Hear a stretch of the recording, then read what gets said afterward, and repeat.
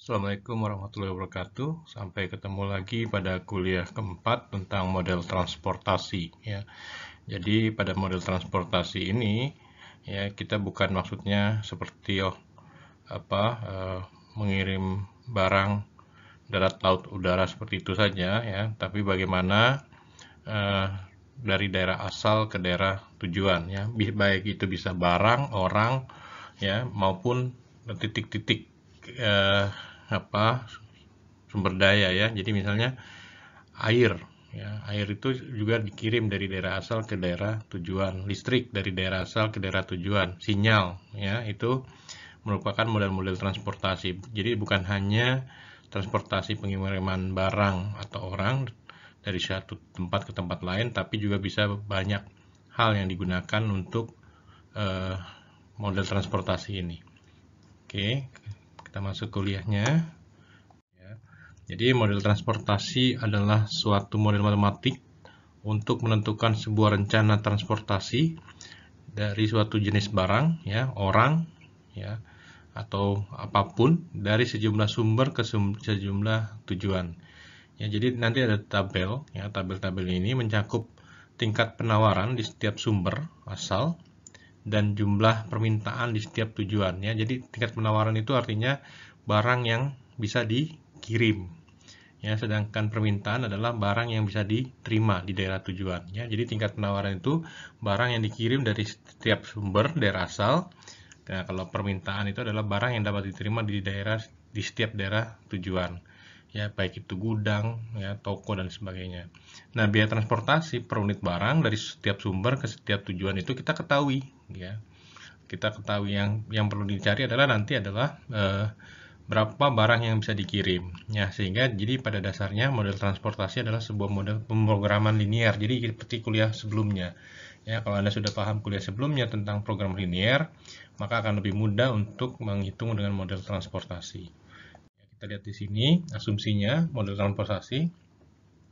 Kita harus menentukan jumlah yang harus dikirim dari setiap sumber ke setiap tujuan sehingga biaya transportasi dapat diminimalkan. Kalau kuliah 1, 2, 3 kemarin adalah maximize profit.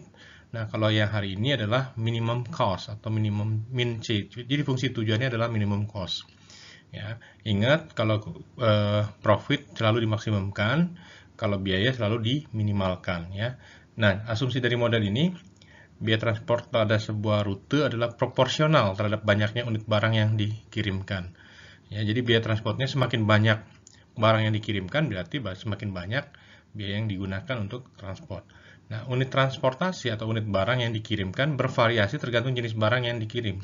Satuan harus konsisten. Ya, jadi kalau menggunakan kilogram ya, kalau menggunakan liter ya liter, menggunakan rupiah ya rupiah dan seterusnya. Ya, jadi harus konsisten karena kalaupun ada perbedaan, ya kita harus setarakan. Misalnya mengirimkan barang dari daerah A ke daerah B itu menggunakan rupiah, tapi dari daerah C ke daerah D menggunakan dolar, kita rubah dulu ke dalam satuan yang sama. Ya, jadi harus setara.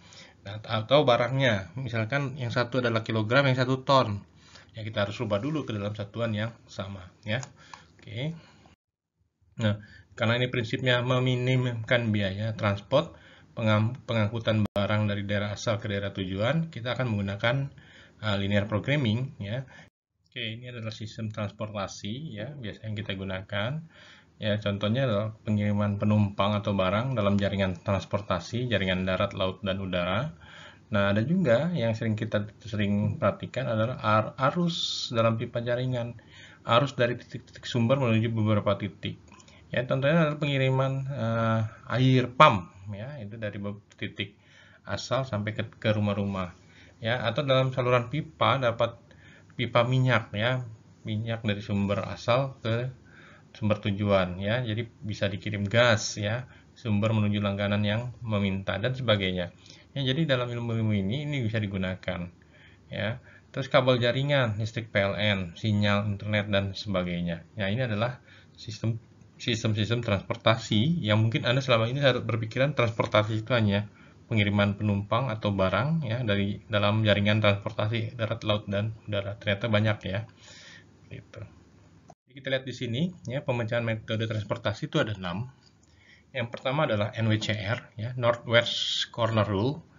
Ya, jadi ini aturannya, ya, kita lihat di sini singkatan Northwest Corner Rule. Ya, jadi North itu utara, ya, kita lihat di situ North itu utara, West itu barat, Corner itu pojok. Nah, rule itu aturan pojok, paling pojok kiri atas gitu ya, kiri utara. Nah, kalau yang metode kedua itu metode biaya terkecil, artinya kita mencari dulu biaya yang paling kecil, itu kita selesaikan. Nah, kalau Vogel Approximation Method, kita cari selisihnya.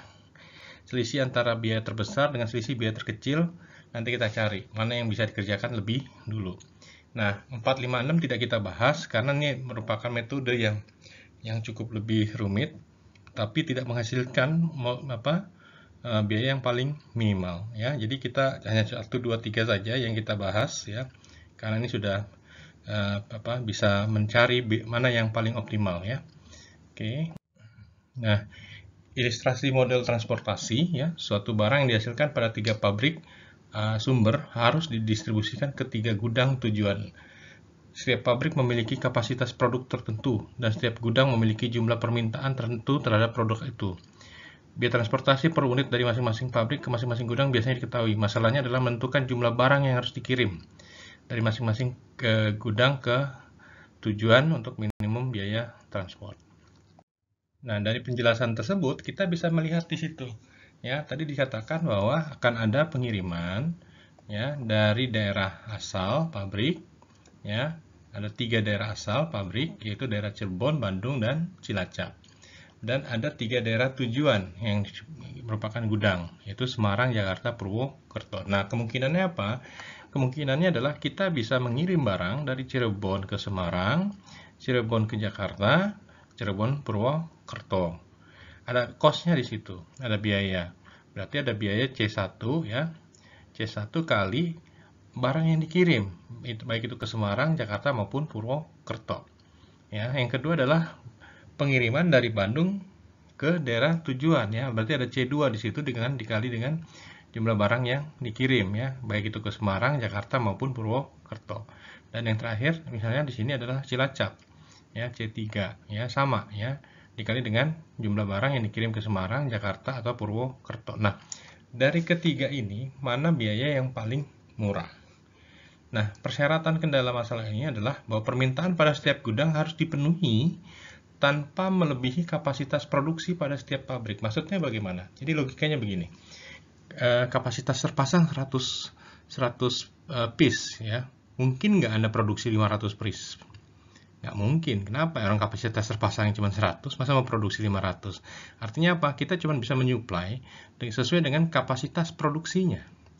Ya, nah, terus kalau tujuan boleh lebih nggak? Boleh. Jadi gini, boleh nggak saya minta barang 100? Boleh. Yang dipenuhi cuma 50. Ya nggak apa-apa, orang mintanya 100, yang dipenuhi 50 kan gitu ya. Artinya kalau permintaan itu boleh lebih, tapi kalau pengiriman itu tidak boleh melebihi kapasitas produksi. Nah, itu yang terjadi. Nah, sehingga apa? Barang itu bisa dikirim, ya. Kalau itu bisa dikirim kapasitasnya terbatas gitu, ya, terbatas tergantung supply yang bisa dikirim dari daerah asal ke daerah tujuan. Ya, kita lihat di sini, ya, sehingga rumusnya seperti ini. Kita lihat. Ya, karena ini adalah biaya, berarti minimum Z gitu ya, minimum Z atau minimum cost, ya. Itu dari daerah I itu adalah daerah asal, J itu adalah daerah tujuan. Nah, tergantung berapa daerah asalnya. Ya, kalau daerah asalnya ada 2, berarti N-nya 2. Kalau daerah asalnya ada 3, berarti N-nya 3, dan seterusnya. Nah, J itu adalah daerah tujuan, ya, tergantung juga daerah tujuannya ada berapa. Kalau ada 1, berarti M-nya sama dengan 1, gitu ya. Kalau tujuannya ada 2, berarti M-nya 2. Nah, dikali dengan CIJ kali XIJ. CIJ itu apa? C itu adalah biaya. IJ itu apa? Daerah asal. I daerah asal, J adalah daerah tujuan. Berarti biaya pengiriman dari daerah asal ke daerah tujuan. Nah, terus ada lagi XIJ. XIJ itu apa? X itu adalah jumlah barang, ya, yang dikirim dari daerah asal ke daerah tujuan. Nah, ini adalah minimum cost. Ya, sehingga fungsi kendalanya kita tahu tadi, ya, bahwa barang yang dikirim XIJ gitu ya, itu tidak boleh melebihi dari kapasitas produksinya, kapasitas pengirimannya. Ya, sehingga boleh nggak kalau sama dengan 100 tadi? Boleh. Ya, sama dengan supply-nya. Tapi tidak boleh lebih. Kenapa tadi? Karena kita sudah menentukan kapasitas produksinya. Ya, sehingga boleh nggak kalau sama dengan 100 tadi? Boleh. Ya, sama dengan supply-nya. Tapi tidak boleh lebih. Kenapa tadi? Karena kita sudah menentukan kapasitas produksinya. Ya, sehingga boleh nggak kalau sama dengan 100 tadi? Boleh. Ya, sama dengan supply-nya. Tapi tidak boleh lebih. Kenapa tadi? kapasitasnya 100. Masa mau dikirim 200 kan nggak mungkin. Ya, tapi kalau kapasitasnya 100 ngirim 80 boleh nggak? Boleh gitu ya. Artinya dia terbentur dengan kapasitas terpasangnya. Supply itu tidak boleh lebih. Kalau demand boleh lebih, boleh tadi ya. Karena kita meminta itu ya, permintaan kalau kita mau mesen barang boleh nggak mesen 100? Boleh, tapi terpenuhi 50 ya nggak apa-apa gitu ya. Nah, sehingga XIJ untuk demand ya, ini J-nya adalah di daerah tujuan, XIJ untuk daerah asal ke daerah tujuan itu boleh lebih dari demand-nya. Nah, yang idealnya ya, sehingga di sini ya, yang idealnya supaya tidak ada biaya lain ya, adalah supply dari daerah asal sama dengan demand di daerah tujuan. Ya, sehingga XIJ kita lihat di sini ya, demand daerah asal sama dengan daerah tujuan, artinya apa? Semua barang yang dikirim itu diterima oleh semua daerah tujuan. Ya, artinya tidak ada yang tidak diterima. Karena kalau tidak diterima berarti barang itu kan kelebihan. Ya. Nah, kita lihat di sini XIJ itu harus sama dengan lebih besar atau sama dengan 0. Artinya tidak mungkin barang dikirim negatif ya. Nggak mungkin ngirim barang min 2. Ya, tapi tidak ada barang yang dikirim, boleh aja gitu ya.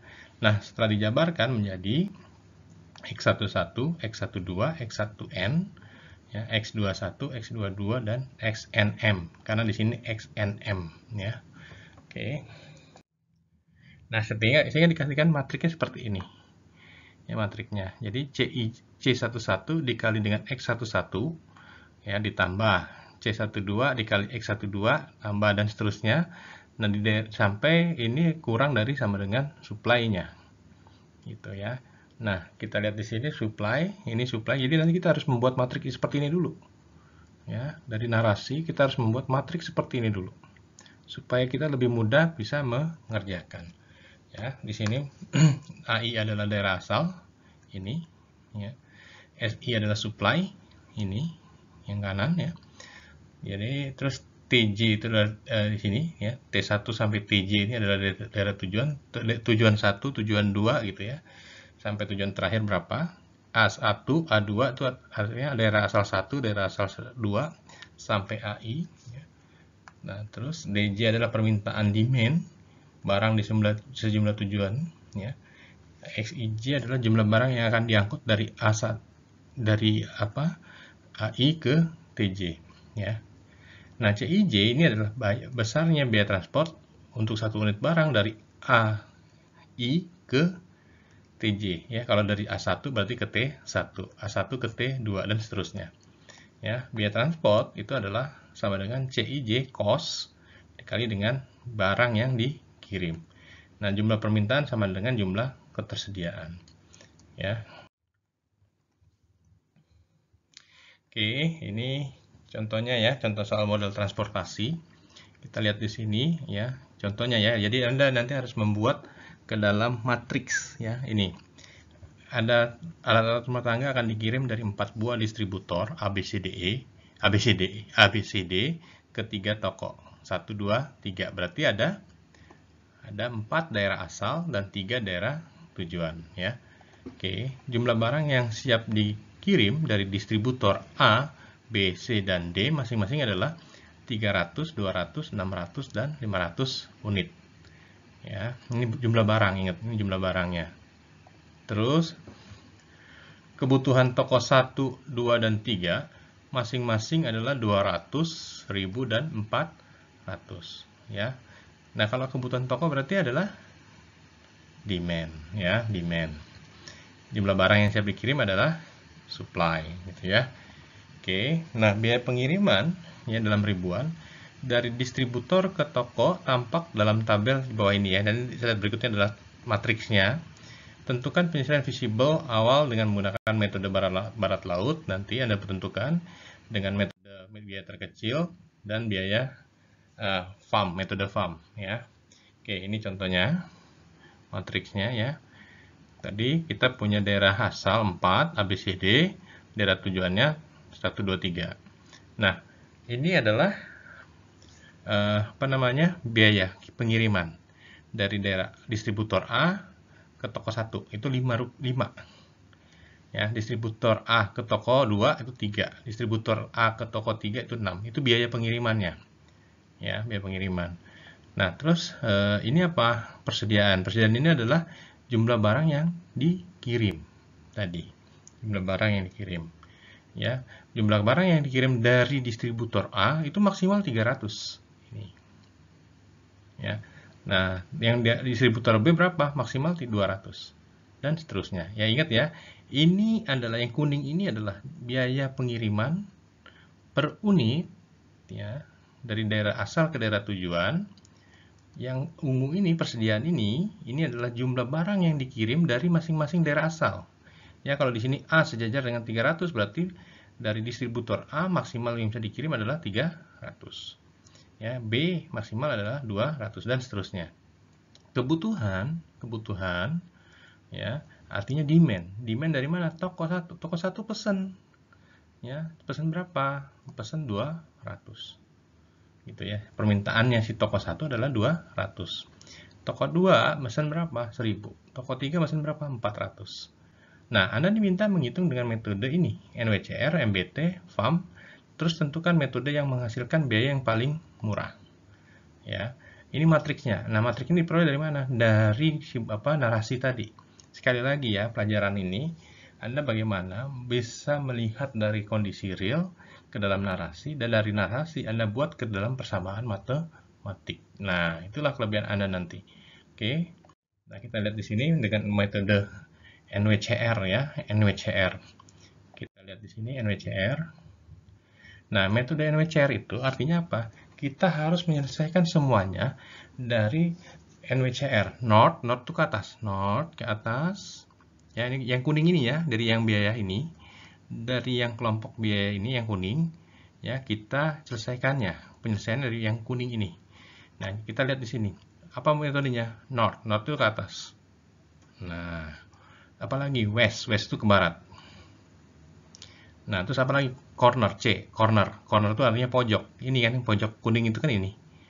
Nah, rule itu artinya aturan. Berarti kita menggunakan aturan ya, pojok utara barat. Artinya pojok kiri paling atas. Yang mana? Yang ini. Ini kita selesaikan dulu. Ya. Kita selesaikan. Oke, gimana cara menyelesaikannya? Ya, kita lihat di sini. Ya.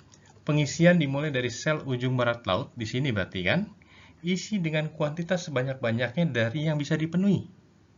Ya, kita lihat di sini. Ya. Ini 5. Ya, 5 ini.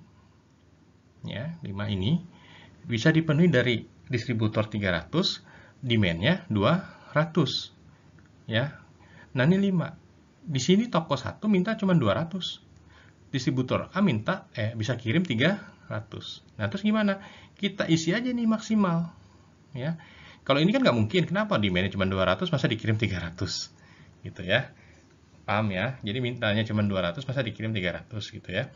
Nah, karena di sini mintanya cuma 200, ya udah kasih aja 200 di sini. Berarti kita isi angka 200 di sini.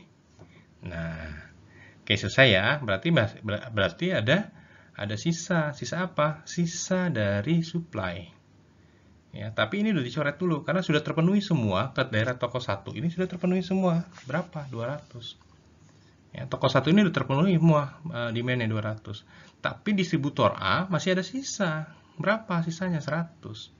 Ya, sehingga kita lihat di sini ya 100 ini dipenuhi oleh sisanya tadi. Ya, karena ini di pojok ya. Ingat sekali lagi ini di pojok. Kita lihat ya. Nah, terus ini terpenuhi. Berarti kan sudah terpenuhi ya. Ini 200, ini 300. Oke. Nah, terus mana lagi yang bisa kita kerjakan? Ini dicoret ya. Jadi ini distributor A sudah terpenuhi.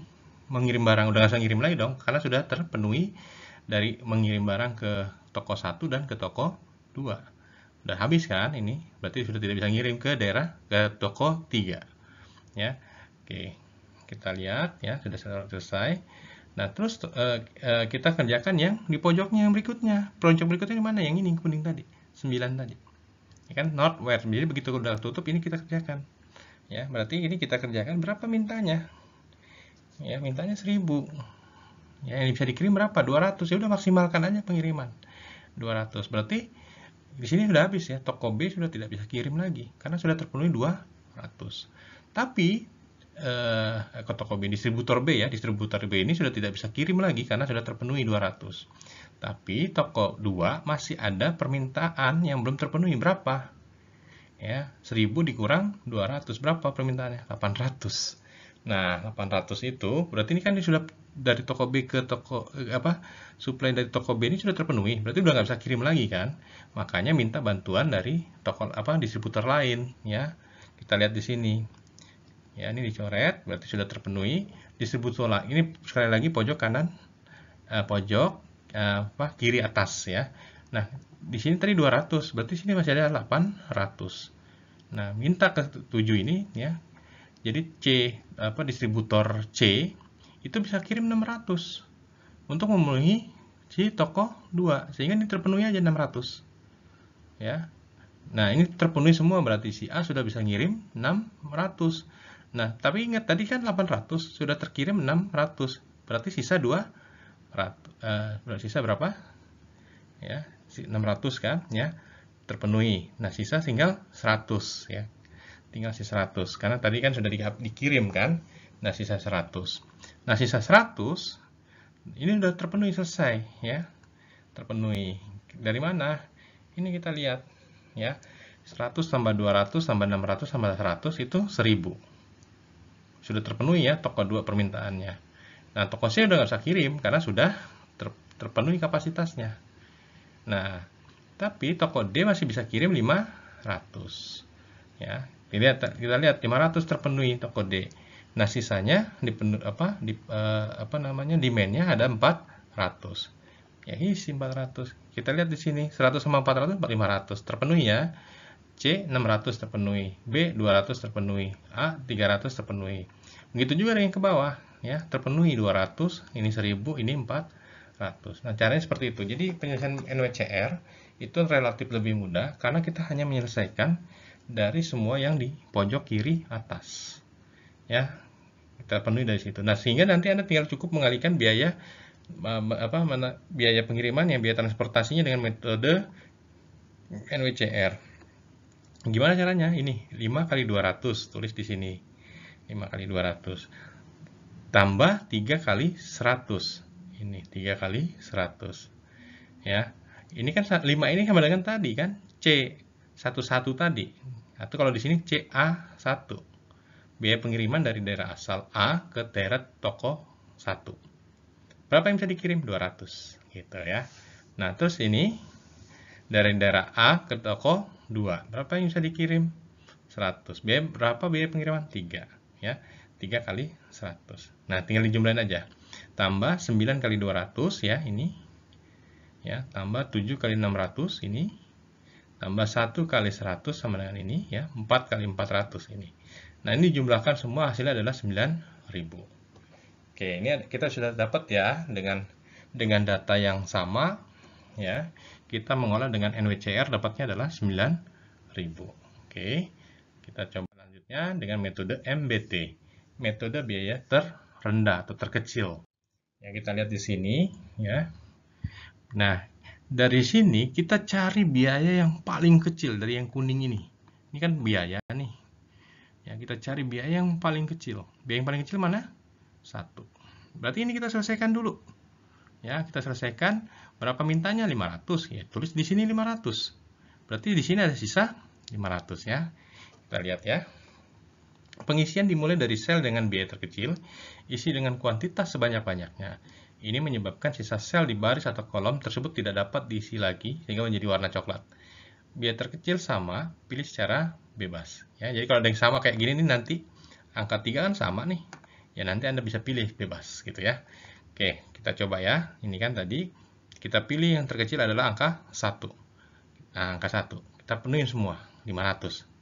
Ya, ini jadi 0, ini sisa 500. Toko 2 masih minta 500. Ini sudah coret ya. Toko 2, ini kan coret. Toko 2 minta 500. Oke. Nah, terus mana lagi yang terkecil dari yang kuning ini? Angka 2. Angka 2 di sini minta berapa? 200. Ini 200. Ini 200 ya. Kita penuhi semua 200. Selesai ya. Coret ke sini, coret yang B-nya, coret yang toko 1. Ya, jadi warna coklat tadi ya. Coret. Oke. Nah, terus yang selanjutnya adalah 3 ini. Kan ini kenapa nggak milih ini? Ini kan sudah dicoret, udah coklat warnanya. Kita pilih yang 3 ini, ya. Berapa mintanya? 300. Mintanya berapa? Di sini 500. Di sini bisa menyediakan berapa? 300. Kita penuhin aja yang bisa disediakan 300. Berarti toko A sudah tidak bisa supply. Ya, karena sudah terpenuhi 300. Sisa barangnya di toko 2, ya, toko 2 itu tinggal sisa 200. Dari mana? 500 kurang 300. Ya, tuh. Nah, tinggal yang di sini kan gampang. 7 dengan 8 mana yang paling kecil? 7. Kita penuhi semuanya, mintanya berapa? 200. Ya, karena di sini kan yang dikirim, ini mintanya 200. Di sini tulis 200. Ya, 200 sehingga dicoret. Ya, ini dipenuhi 400. Ya. Sehingga kita lihat di sini ini sudah terpenuhi 200, 400, 600. 300 di sini 300. Ini 200, ini 200. Ini 300, 200, 500, ini 1000, ya kan? Ini 400, 400 terpenuhi semua. Tadi sama dengan jadinya supply sama dengan demand. Nah, kita tinggal kali dengan biaya transportasi 3 kali 300 ini. 2 kali 200 tulis di sini, 7 kali 200 tulis di sini, 8 kali 400 tulis di sini, ya. 1 kali 500 tulis di sini. Nah, dijumlahkan itu hasilnya 6.400. Nah, metode NWCR dengan metode MBT terlihat bahwa metode MBT jauh lebih rendah. Ya, jauh lebih rendah. Nah, terus kita coba lagi dengan metode selanjutnya. Ya, apakah lebih rendah lagi atau bagaimana? Kita lihat di sini. Ya, dengan metode FAM. Ya, Vogel Approximation Method. Nah, kita mencari selisih. Ya, mencari selisih bagaimana? Nah, ini kita lihat ya. Tetap sekali lagi adalah yang kita lihat adalah yang warna kuning ini. Yang warna kuning kita lihat di sini, ya. Kita lihat di sini, kuning sel belum terisi, bukan basis. Hijau dengan biaya terkecil di baris kolom tersebut. Nih, ya. Biru dengan sel biaya terkecil kedua di baris kolom dan tersebut, ya. Kita lihat di sini. Kita cari selisih terbesar dengan selisihnya. Kita cari yang antara yang terbesar dengan terkecil. 3, ya, dengan 5. Jadi kita cari dengan selisih terkecil, ya. 5 dikurang 3 nanti, ya. Jadi kita cari di sini yang mendatar dulu, kita bereskan misalnya, ya. Kita cari dua angka terkecil, ya. Ini A di distributor asal A, ya. Di sini dua angka terkecil mana? 5 dengan 3. Yang B mana? 2 dengan 4. Yang C mana? 3 dengan 7. Yang D mana? 1 dengan 4. Gitu ya. Kalau toko 1 mana yang terkecil? Ya 2 dengan 3. Toko 2 1 dengan 3. Toko 3 4 dengan 4, ya. Jadi kita coba dulu dengan yang daerah asal, ya. Di sini angka terkecilnya 5 dengan 3. Kita cari selisihnya berapa? 2. Ya, berarti kita cari dapat 2. Gitu ya. Nah, yang B 2 dengan 4. Di sini berapa? 2. Yang C 4. Yang D 1 dengan 4, sisinya 3. Ya. Nah, terus kita cari yang ke bawah. Kita cari yang ke bawah, 2 dengan 3. 1. Ya, terus ini 1 dengan 3. Sisinya 2. Ya, terus 4 dengan 4. Sisinya 0. Nah, kita sudah dapat ya selisih-selisih tadi. Nah, setelah itu kita cari selisih yang paling besar untuk diselesaikan. Yang paling besar adalah selisihnya adalah angka 4. Ya, dari ini semua yang paling besar kita cari, yang selisih paling besar adalah angka 4. Berarti ini kita selesaikan dulu. Ya, kita selesaikan dulu di sini. Ini daerah asal C kita selesaikan dulu. Tapi sekali lagi kita cari angka yang paling kecil. Biaya paling kecil berapa? 3. Ya, kita lihat di sini. Nah, 3 dikali yang dipenuhi lagi 200. Ya, 3 kali 200 ya ini. Ya, terus ini sebagai penyelesaian. Berarti di sini selesai nih toko 1. Ya, toko 1 selesai. Ya, karena kenapa? Demand-nya terpenuhi semua. Nah, sehingga kita tinggal dari toko 2 dan toko 3 dari kolom A, B, C, D, ya, penyelesaian berikutnya. Nah, berikutnya kita cari lagi selisihnya, ya. Ini tadi kan semua terpenuhi ya di toko 1. Oke, nah Sekarang kita cari selisihnya lagi. 3 dengan 6, 3 selisihnya. 9 dengan 4, 5 selisihnya. 7 dengan 8, 1 selisihnya. 1 dengan 4, 3 selisihnya. Nah, sekarang ini kita coret yang ini, kita tidak hitung lagi. Kita langsung yang ke toko 2. 1 dengan 3, 2. Ya. 4 dengan 4, 0. Berarti kita menyelesaikan yang daerah asal B, 5. Ya, 5. Kita lihat di sini yang paling kecil adalah angka 4. Di sini mintanya 200, dikirimnya 200, mintanya 400. Berarti tulis di sini 200. Ya. Nah, 200 di sini ini coret ke bawah, tinggal sisa 200. Ya. Nah, terus kita cari lagi, ya, ini masih yang kuning-kuning tadi, kita cari selisihnya. 3 dengan 6, selisihnya 3. 7 dengan 8, selisihnya 1. 1 dengan 4, selisihnya 3. Ya, kita cari lagi yang ke bawah, masih sama. Ya. Oke, berarti yang kita selesaikan yang mana? Yang kita selesaikan ada angka 32 di sini, ada angka 2 angka 3 di sini. Kita cari yang biayanya paling kecil, 1.